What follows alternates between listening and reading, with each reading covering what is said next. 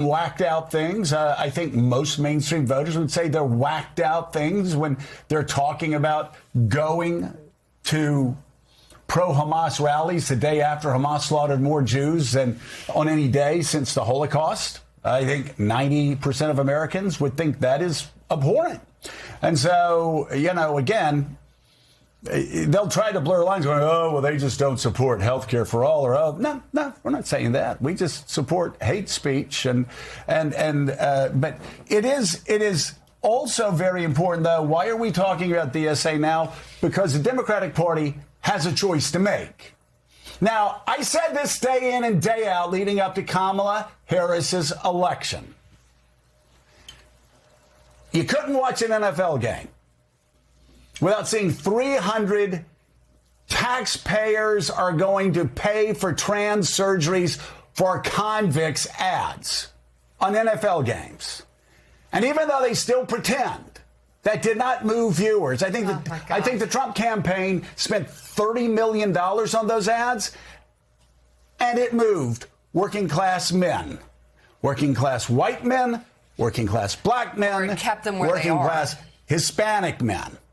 It just did. And the Democrats had their head in the sand. So there's nothing wrong with the Democrats supporting economic justice. There's nothing wrong with the Democrats supporting, cutting taxes or getting rid of the Trump taxes and making billionaires pay more in taxes. That's legitimate. That's a legitimate mainstream debate for people to have. Health care for all. Health care is unaffordable. That is something most Americans would agree with. But please, I don't need people telling me, oh, you have to just turn a blind eye to people saying that women getting raped on October 7th didn't matter in the grand scheme of things. No, Americans aren't going to support that. This is not about. Yeah, rape doesn't justify genocide, by the way. And that is unironically the position of the overwhelming majority of Americans. Like, that's literally the position. The overwhelming majority of Americans now recognize it as genocide. The overwhelming majority of Americans understand that Israel has done a genocide and it's completely unacceptable. So no, sucks to suck, Joe Scarborough. But no, that position is actually one that the majority agrees on, no matter how hard you try to frame it. Dropside did a context response to it.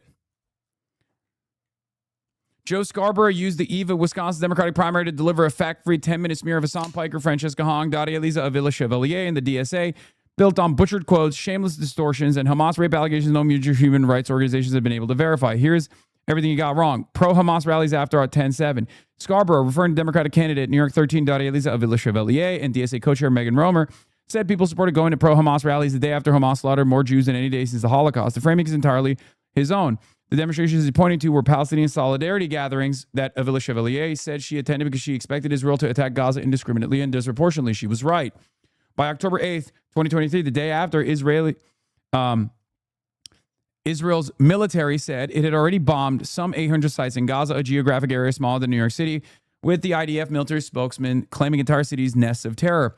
By Sunday, late Sunday, Gaza's health ministry reported 413 Palestinians killed and more than 2,300 wounded. People marching on October 8th were reacting in real time to bombs already falling on one of the most densely populated places on earth, but Scarborough presents them as celebrating a massacre. 2. The 10-7 rape claims of the blood-soaked history. Scarborough leads hardest on sexual violence, chastising the left for ignoring women getting raped on October 7th, and to describe those questioning the atrocity claims as beyond the pale. The accusation of rape has been used for centuries to dehumanize people of color and justify their mass killing. Enslaved and later free black men were lynched by thousands on the strength of unproven rape allegations. Evidence-free claims of rape and mass rape were broadcast by Scarborough and MS Now as settled fact immediately after 10-7, and it helped justify a campaign that has now killed more than 73,000 Palestinians and wounded nearly 175,000, including over 21,000 children. Together, that is more than 1 in 10 people in Gaza killed, wounded, or permanently maimed. The black brute myth, the pretext for Rosewood and countless other massacres, the Emmett Till lie, the unverified sexual violence claims work because they short-circuit scrutiny. To ask for evidence is made to appear as defending the crime. That is exactly the function of these claims. served after October 7 when they were deployed in the war's opening weeks to pre-justify Israel's genocidal response. Scarborough and MS Now have not yet told their audience that no major human rights body has confirmed a single instance of rape on October 7, not the Independent International Commission of Inquiry, the UN's highest standing investigative mechanism on the conflict, not Amnesty International, not Human Rights Watch. None have confirmed it. Wait, what? Joe just admitting he's never watched you? Yeah, Pablo was there, I think, on the panel defending me a little bit, but we'll get to that in a second. Oh, here it is. The one UN document routinely cited as proof, the March 2024 mission led by Pramila Patten, was, by her own explicit acknowledgement, neither intended nor mandated by to be investigative in nature. The UN's own special representative of sexual violence and conflict has since acknowledged publicly that no human rights organization has confirmed rape occurred that day, which, by the way, is ironic because my position was not at the time that, like, there's no reality where sexual assaults could have been conducted on the day of October 7. I was literally actually arguing against that position, saying there is a likelihood that these sorts of things happen. Sexual violence is unfortunately commonplace in instances of conflict. We don't have the evidence to. We didn't have the evidence at the time. What? Fuck Pablo Jew. What the fuck's wrong with you? Anyway, but that doesn't justify a genocide that has unfolded in the aftermath. My opinion always has been that whether rape has happened or not on October 7 still doesn't justify a genocide.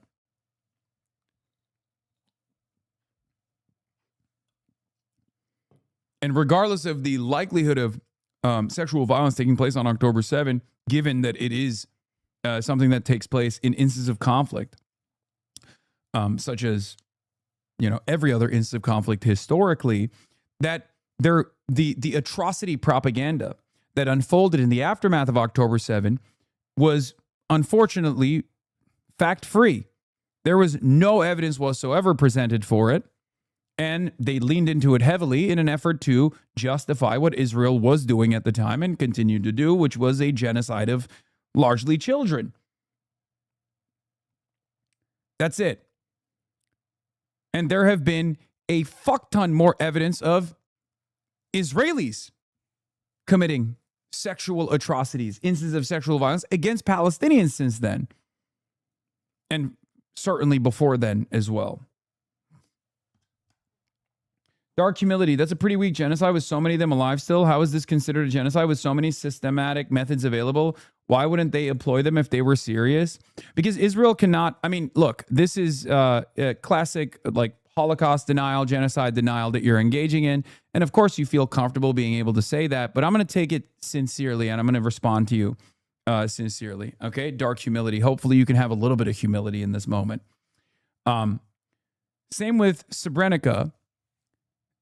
The Genocide Convention states that in order for something to be considered a genocide, you don't have to literally wipe out every single person. It would be like saying, well, there's still Jews around, so is the Holocaust the genocide? If you were to make that argument, you would be branded an insane person, right? It's not necessarily just about the entirety or the numbers. Sorry, Srebrenica. It's the intent and the actions that are taking place. And there's plenty of evidence for both on the Israeli side. Okay?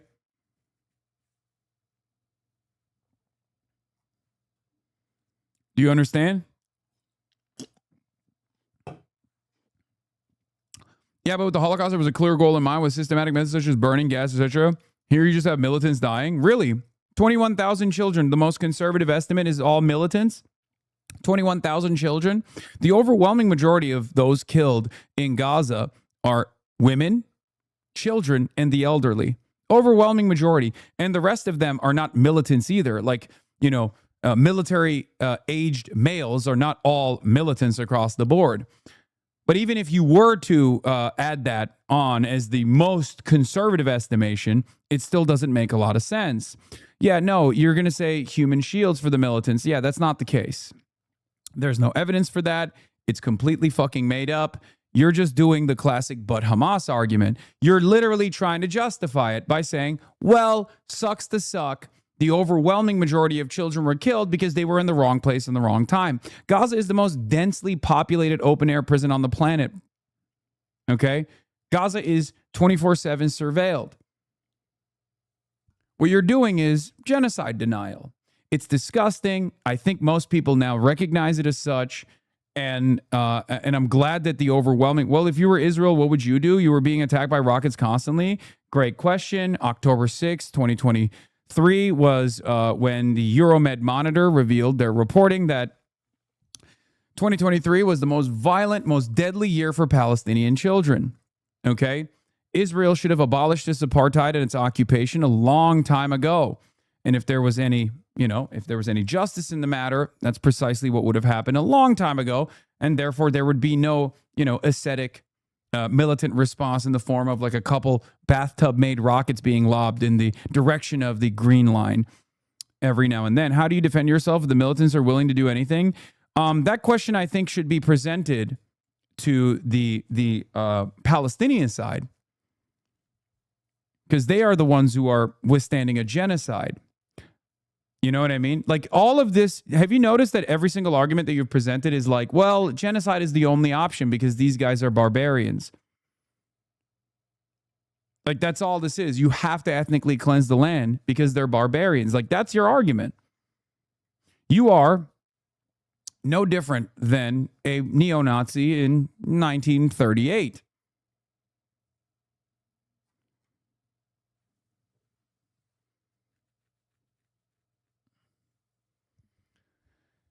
It's not like the Nazis were like, oh, we're doing this because we're evil. They created a sufficient mode of propaganda against organized Jewry, which was obviously all fake and bullshit, in an effort to justify the concentration camps, in an effort to justify the Nuremberg race laws first and foremost, then the denaturalization of Jews, socialists, communists, and then the subsequent concentration initiatives, the concentration camps and the death camps. There's a similar pattern that Israel has deployed against the Palestinians. Or sorry, regular Nazi in 1938. Did I say neo-Nazi? So yeah. Okay, what about Palestinians that aren't bought by Iran? I don't get it. I don't justify genocide. I mean, you have been doing that this whole time. The open air prison is a result of them never giving up on jihad for 100 years. Yes, brother, you think all Palestinians are Muslim, which they're not, ironically enough. And you think all Muslims are engaging in this like scary jihad against the Jews. That's what you think. Okay? It's not. If I were to come to your home and kill your family, burn your crops, and take your ancestral homeland, you would probably rise up in arms against me as well. And under international law, you would have every right to do so. That's what the Palestinians have been doing. Okay? No, I feel bad for the people not involved that live there. So you would take up arms against me, right? If I were to come to your house from afar, from a land far away. No. I'm talking about the people who rose up in arms. If I were to come to your house from a land far, far away with weapons, superior weaponry, and burn your crops, kill your family members, rape them, and then throw you in a prison, you would probably want to fight back against that, right? If you saw that happen to your neighbor, you'd want to fight back against me. That's what the Palestinians have been doing. And this resistance has taken many different shapes and many different forms over the last 100 years. But it's not about being against Judaism. If they were Christian, it would be anti-Christian, I guess, right? I get it. That's why Hezbollah exists in Lebanon. Okay, well, if you understand why Hezbollah exists in Lebanon, you understand why Hamas is the current contemporary iteration of the Palestinian Resistance Front, the Palestinian Resistance Movement. Also, this is a misconception about the Holocaust. The vast majority of deaths was from the Einsatzgruppen Nazi death squads who literally just went across the countryside in all parts of Eastern Europe and just indiscriminately murdered people. Yeah, that too, obviously. Death camps are the most notorious part of the Holocaust, but not the most prolific in terms of death. Pretty similar, if not identical, to what Israel's currently doing. Yeah, with different means, of course, with time-adjusted means. But yeah, I mean, that's what they did in Ukraine. They would literally fucking go to the villages, right? They would go to Jewish villages in all of these different places with collaborators, ironically enough, and then they would line up every single Jewish person they could, man, woman, children, and assassinate them, execute them in broad daylight, and dump their bodies into mass graves. That's how they did it. Heinous.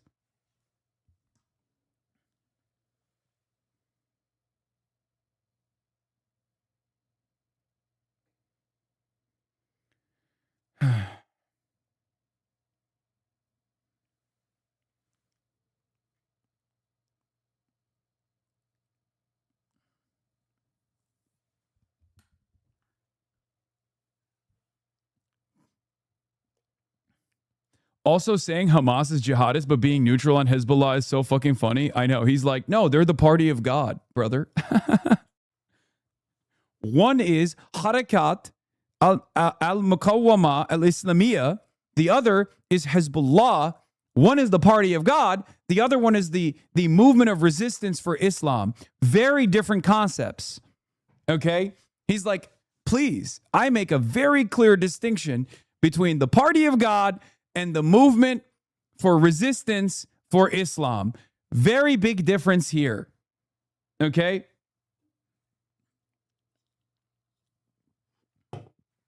I will say, though, this, like, the party of God is a beast mode name across the board. And, you know, for most of history, whenever a group called themselves the party of God, they were doing some dark shit for the most part. But it is like kind of a metal name to name yourself. Yeah, it's giving mandate of heaven, you know, that kind of thing. I am not Arab, but that was good Arabic. Yeah, that's why you think it's good Arabic. It's not good Arabic. I'm trying to do my very best.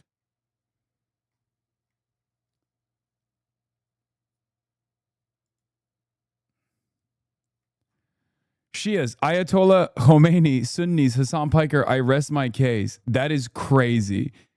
What the fuck?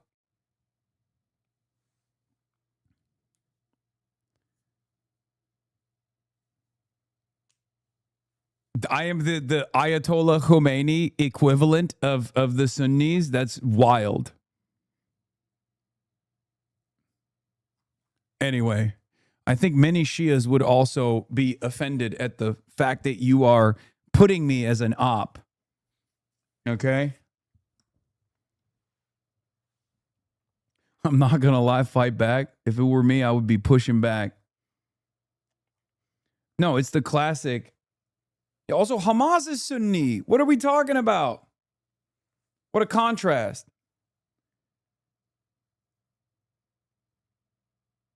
Anyway, also Treasure Train 35% off, 5+ gifted subs, level 2 hype train. We're going to continue. So, Scarborough's most incendiary charge was someone said a woman being raped doesn't matter in the grand scheme of things, clearly aimed at Piker, whose "it doesn't matter if rapes happened on October 7th" clip has become the single most circulated attack line against him, cited by Richie Torres, the ADL Dana Bash on CNN. The 17-second clip is severed from all context. In the full segment, Piker was arguing against a viewer who was pushing the hypothesis that Israeli former captives describing sexual assault have been coerced by their government into lying. Piker called that idea ridiculous and urged his audience not to dismiss non-firsthand accounts. His pushback was that whether or not one accepts these accounts, it does not retroactively justify a genocide or strip Palestinians of the right to live free of occupation. It was the opposite of rape doesn't matter, as Scarborough now puts Piker's words. Even outlets covering the controversy have noted the clip is used to claim Piker denies assaults, when in context he was refusing to let a viewer wave away allegations. The end. Oops, wrong one. Joe Scarborough continued condemning Hasan Piker for, in his words, saying rapes of Jewish women don't matter. That is insane. That is an insane statement. It is completely ridiculous. I've never said that. But of course, you can get away with saying whatever the fuck you want in mainstream media against the person who is a prominent critic of Israel. This is the unfortunate reality. For many, many years, I've been around. Okay? I've been an advocate for progressive values my whole life. Okay? For my entire professional media career. Up until October 7, I never received this level of anger, this level of universal anger, universal enmity. It is unfucking believable that there are so many diehard loyalists to the Israeli cause that they just straight up find it completely unacceptable, and they will go to any length to lie and besmirch and smear. It is fucking ridiculous.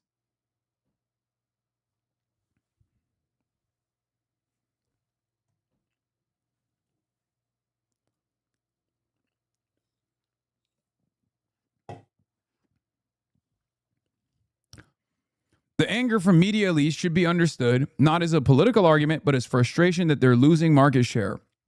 They are mad that fewer people are paying attention to corporate media, which means media elites are losing relevance, power, and ultimately business. They are wrapping that rage in electability arguments and political punditry. But the rage, the really deep anger exemplified here, screaming at a Twitch streamer and effectively demanding politicians stay away from independent media, isn't about political ideology or what particular strategy they think Democrats should adopt. For these media folk, it's about something way deeper and way more personal, their loss of status that they've enjoyed for decades and that they feel entitled to. That's exactly what this is. That's the secondary component in this conversation. I think the primary component is zealotry. Joe Scarborough is a Zionist. Joe Scarborough has grown up in a media environment, in a political environment where it was unquestioned. The loyalty that America is supposed to have to Israel is unquestioned, right? And he's never had anyone in his immediate orbit that has ever questioned that loyalty, that has ever questioned the allegiance that we have. So from his perspective, he's like, what the fuck is going on? These youths, they're going crazy. From his perspective, the only opposition to Israel could be concocted from an anti-Semitic perspective. That's his primary reason for behaving this way. He is reminded of his, in some respects, mortality, okay? He is reminded of his mortality, that changes are happening all around him in ways that he cannot comprehend, and he's angrily lashing out, okay? So it's not even just about Zionism necessarily, but it's about living in a universe where the reality has shifted from under his feet, and he cannot control it. The reality around him is changing and he cannot control it. This is a terrifying prospect for a lot of boomers, okay? This is the motivation for why they refuse change so aggressively. To concede to these seismic shifts is to recognize one's mortality. It's that simple. For many, that zealotry doesn't come from some kind of weird sense of loyalty to the nation state of Israel. I mean, I'm sure there is plenty of that as well. But that's why it's so difficult to get boomers to understand, current cultural shifts. They got a death grip. But here in the media, Joe Scarborough has obviously enjoyed a position of prominence and influence for his whole life. He's worked hard, okay? He's worked hard to get to this position. He sucked the right dicks, He has this wonderful career. And now, all of a sudden, some random 35-year-old with an internet connection and a fucking camera gets to command the attention of a far larger audience than his? Are you kidding me? And now they're saying unthinkable things about the nation state of Israel? Are you fucking triply kidding me? Get the hell out of here. That's his response. That's why he's like losing his mind. That's why he can't come to terms with the fact that these unspeakable things are not only being spoken, okay, but they're also reaching people and they're changing people's minds. These are forces completely beyond his control. That's the reason why these guys lose their fucking minds. That's the reason why they have no investment in trying to contend with these narrative changes. They don't want to understand why people are arriving at these conclusions, and they certainly don't see children in body bags, children in trash bags being carried into hospitals in Gaza.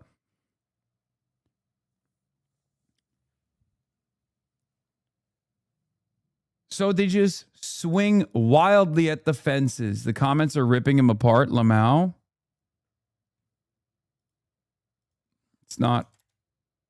The link is broken.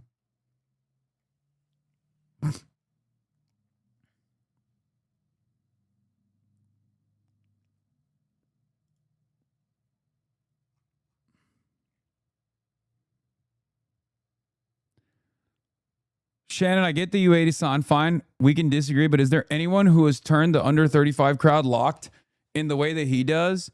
Do you see how the GOP is trying to divide Dems and take away one of the Democrats' biggest weapons? I don't hate anyone. I'm repulsed by his excusing rape, engaging in bigotry and racism, and spreading conspiracy theories. He's a weapon because he's vile. We must embrace him because the very online look up to him is the same thing the right said about Charlie Kirk. Same. I don't hate anyone. I'm concerned when people can't distance themselves from statements like it doesn't matter if fucking rapes happened on October 7th. That is offensive, whether said about Muslims, Jews, or Christians. This is not hard. This is why I've spoken out aggressively against Islamophobia and called out those who attack Muslims, pushed for Muslim registries, told Muslim members of Congress to go back where they came from and treated Muslim Americans as others. I'm not. Oh my God. It's fucking ridiculous.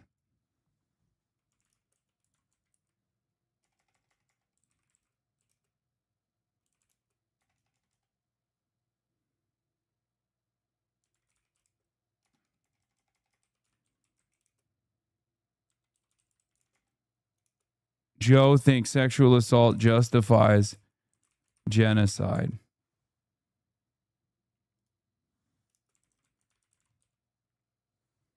Pierce said you're ducking him. I might go on a show, but I think it's too much of a... I mean, eventually, we'll see.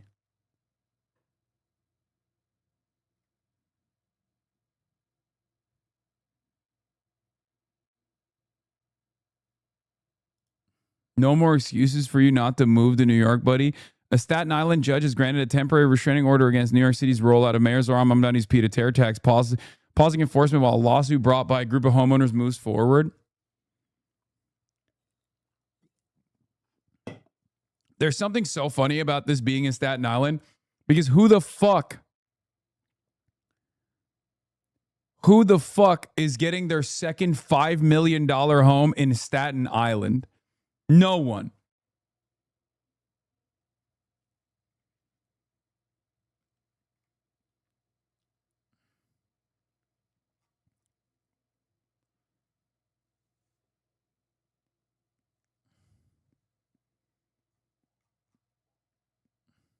Like, who is this for, man?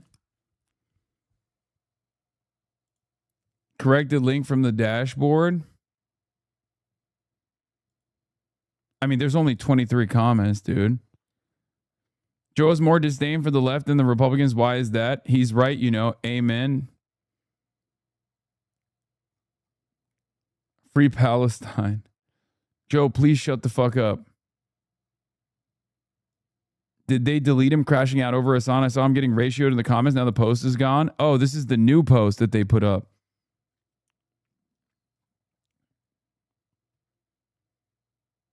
Blue Sky post for today. Yeah, I saw that. Tennessee Hall are doing the work. In case you missed it, Joe Scarborough just went on an unhinged rant against Hasan Piker, taking his comments about 10-7 out of context. He won't have Hasan on to discuss it, so we put Hasan explaining what he actually said after Joe's red-faced diatribe. And I never watched them again, and I never will. Between them and Ali Velshi, I don't watch either. I haven't watched Joe or Mika since 2016 when Trump got elected. Yeah, Blue Sky Liberals got me. If nobody got me, Blue Sky Liberals got me, okay? Which is cool.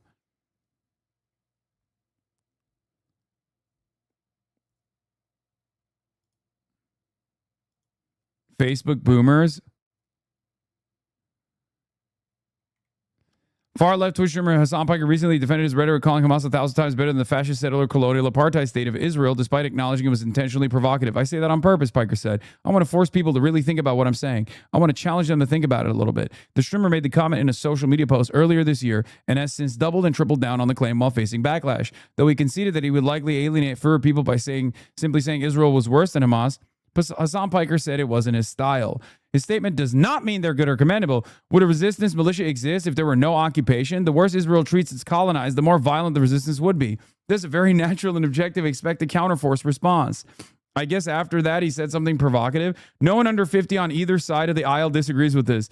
Would I want to live there? No. Would I want them to live there? No. Do I respect their resolve? Yes. Would I do the same exact thing in their situation? Absolutely. It's not even a debate. It's just common sense. There is a thing called math. In the context of victims is true. And that was the context he was using. I mean, all you got to do is look at the numbers. He's right. Not saying Hamas is good, of course, but Israel is much, much worse. You are just making him cooler. I see, not lie. He's right, and he should say it. I mean, that's a measurable truth. Where is the lie? The facts prove this claim. I don't support what Hamas does. However, all you have to do is understand the history to understand how Hamas came to be. That's all I'm saying.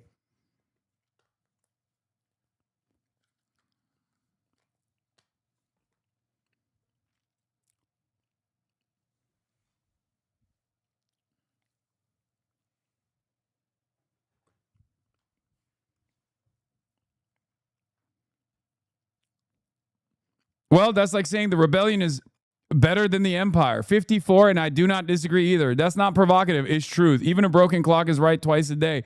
Ah, yes, the lesser of two evils argument. Not just thousands, but millions. Most of America agrees with this. Most of the world outside of the U.S. has known this for decades. He sounds well informed. I mean, he isn't wrong. Then go live there if it's so great. There's like every couple comments, there's like one boomer who's like, well, fuck you. Go live there then. Brother, the suit method radicalized the Facebook segment? I think so.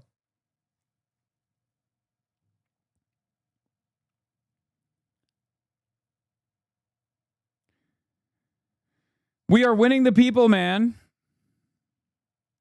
We're winning the people because we are on the side of truth. Okay?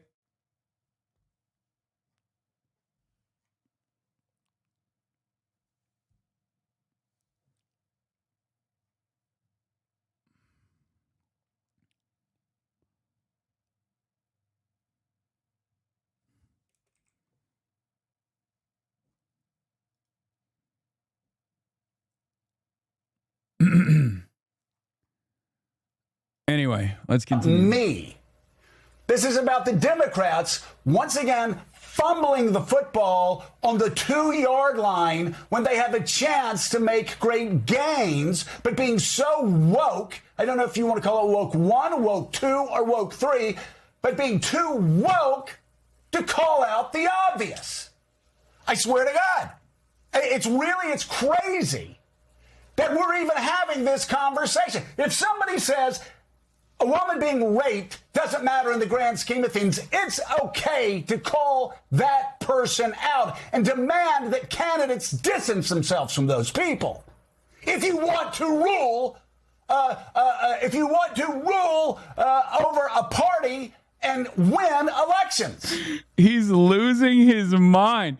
Bro, was he this mad when Trump won?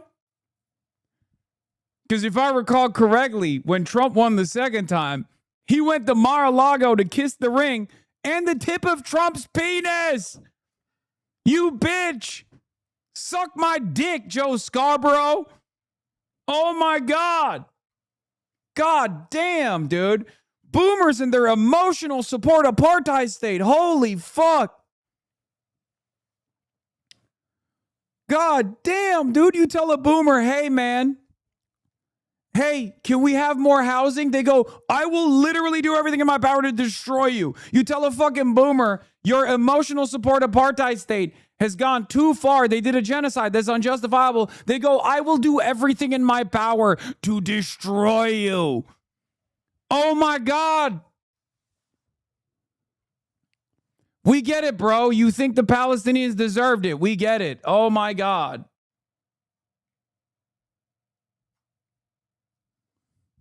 I'm so glad the two of you are finally communicating. Yeah, we're not. He'll never have me on his show. MSNBC will not have me on any of their broadcasts. There's a couple executives at CNN, MSNBC, and all these other media properties that have decided I am too odious a figure to have on the broadcast, and it's far better to just talk about me. I am willing and able. I will go to CBS. I will go to ABC. I will go to CNN, and I will discuss these issues. I'll go on MSNBC, MS Now. Sorry for dead naming. It's not like I'm not accessible. I am accessible. I'm a media person. I'm a media figure. I'm a media figure that commands the attention of sizable audiences, just as you do. We could just easily have a conversation. Y'all have literal fucking psychopaths all the time on your shows. You've had Stephen Miller on your broadcast all the fucking time. He's responsible for all of the ICE activities on U.S. soil, including but not limited to kidnapping our neighbors, sending them to El Salvador without due process, murdering white Americans, right? Not just brown Americans, white Americans as well. And you have him on.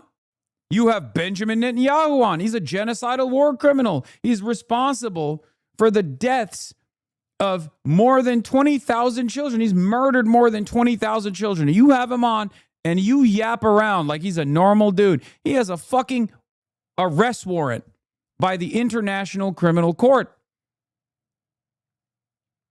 But a Twitch streamer is a bridge too far. A Twitch streamer who, unfortunately for you, has the overwhelming majority position on your emotional support apartheid state.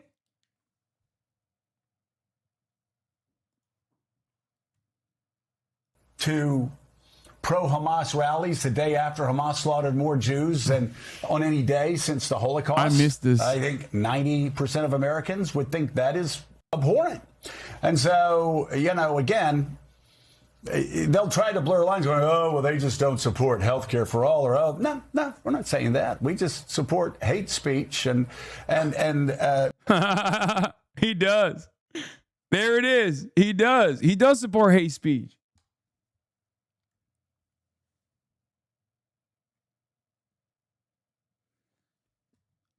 You joined the ranks of Gore Vidal and Noam Chomsky on that blacklist, except there's a difference here. We don't live in the same media environment that they lived in. That's the big difference. And that's also part of the reason why these guys are fucking losing their minds. Because back in the day, you could just blacklist someone. Norm Finkelstein was blacklisted, right? That's why you'll never hear a prominent anti-Zionist Jew explain their position in mainstream news. You think that's weird? Don't you find that odd? Are there no prominent anti-Zionist Jews? Like, with the exception of Ezra Klein, maybe interviewing. Edward Said is not a Jewish person. And you'll never hear from a Palestinian any longer, regardless. Back in the day, at least Edward Said would go on TV every now and then. They don't do that. Nope. Brad Lander is not an anti-Zionist. Brad Lander is not an anti-Zionist.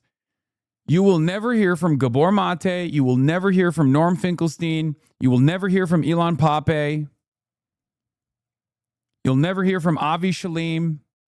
You'll never hear from Raz Segal. Why? You think these guys don't exist?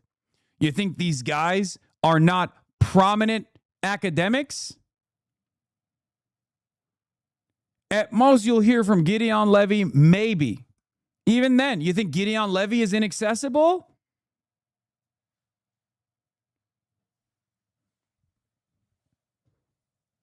These aren't just Jewish academics. These are Israeli academics. Half of the people that I mentioned are Israeli academics. These guys rush after October 7 to find as many Israelis as they can from the Knesset and the IDF to come and contextualize the violence. They don't have Ofer Kassif's phone number. They can't have Ofer Kasafan? I had Ofer Kasafan. He's a minister in the Knesset. Why won't these outlets have him on? Is his voice not relevant?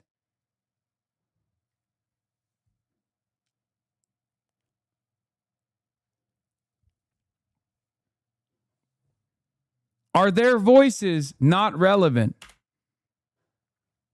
There's American anti-Zionist Jews. There's Israeli anti-Zionist Jews. Why don't they ever have them on?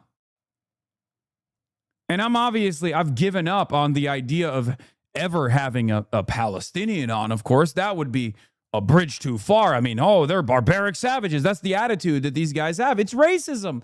Zionism is racism. It's an ideology that is a racist ideology. It's an ideology that determines the Palestinians to be barbaric savages that must be excised from the land. It's bigotry through and fucking through.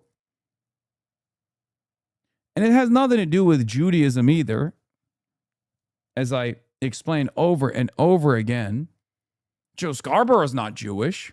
Joe Biden is not Jewish, right? These guys are very clearly loyal soldiers of Zionism. They're Zionists themselves.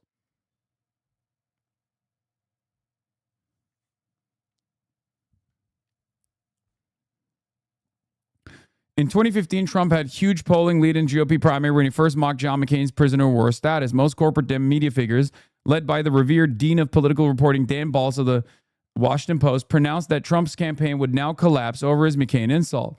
Obviously, it didn't even remotely register because most people don't have the same narrow luxury concerns as the DC press corps. Nobody gave a shit about whether a candidate was sufficiently reverent to McCain.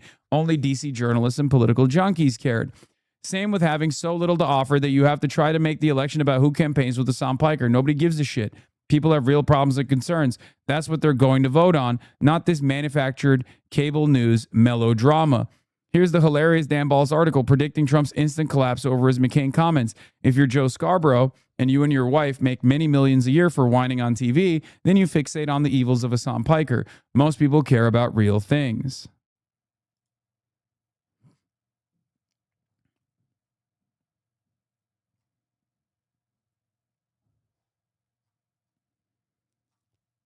That's it.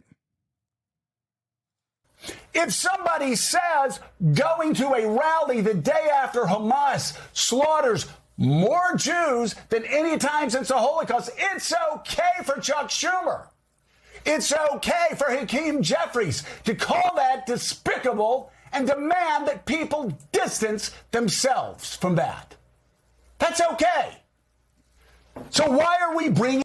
Demanding that people apologize for being right but too early in 2026 is crazy.